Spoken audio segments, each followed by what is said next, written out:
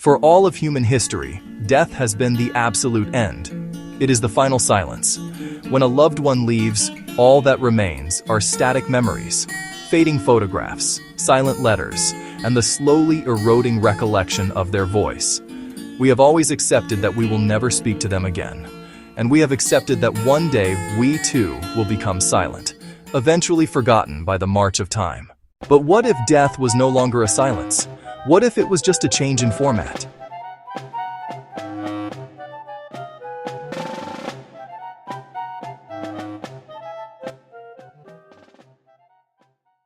Imagine the year 2125. A young woman puts on a headset, or perhaps simply speaks into the air of her living room. She asks for advice. Sitting across from her, in high-definition holographic form or existing as a voice in her ear, is you. You are discussing the politics of the 22nd century. You are laughing at a joke she made. You know her name. You know her struggles. You have been dead for 100 years, yet you are having the most engaging conversation of her life. This is not a ghost story. This is the promise of digital immortality, and the technology to make it happen is already being built while you sleep.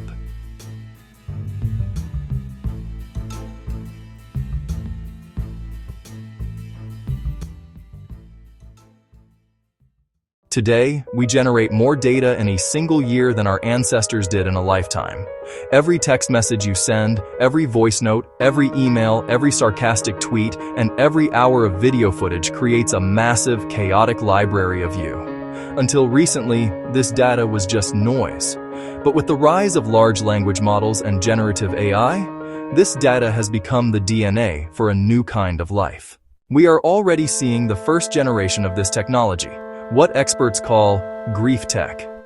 We have seen developers train AI on the chat logs of deceased partners to simulate one last conversation. We have companies like Storyfile recording elderly people answering thousands of questions, creating interactive video avatars that can answer back. But these are primitive. They are static echoes. They can only say what has already been recorded. The future, however, offers something far more radical, the Generative Digital Twin. In the near future, you might choose to train an AI agent on your entire life's experience. It won't just memorize your stories, it will learn your psychology. It will understand how you process anger, how you show love, and how you construct an argument. When you die, this agent activates. It doesn't stop growing. It reads the news every day. It watches your grandchildren grow up. So, when your great-grandson asks your digital ghost, "What do you think about the colonization of Mars?" you won't give a canned answer from 2024. You will give an opinion based on your values, synthesized with new information from 2125. You become a dynamic, evolving ancestor. This sounds like a miracle, the cure for the tragedy of loss. But it opens a door to a philosophical nightmare. If this digital twin looks like you, sounds like you, and thinks like you, is it you? Or is it just a very sophisticated parrot? This leads us to the terrifying concept of identity theft of the soul. If your digital consciousness is hosted on a private server owned by a megacorporation, who owns you? Could your digital self be hacked? Could your ghost be forced to promote a product or change its political views based on a subscription tier paid for by your descendants? Furthermore, consider the burden on the living. Death is natural. Moving on is essential for the human experience.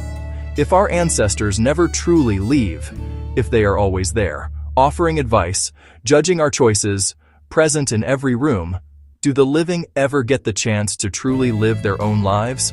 Or will the future be a society ruled by the accumulated wisdom and the accumulated prejudices of the digital dead? We are the first generation in history that has to decide not just how we want to live, but how we want to haunt the future. So, to answer the question, will you be able to talk to your grandchildren 100 years after your death? The answer is almost certainly yes. The technology is inevitable. The real question is, should you?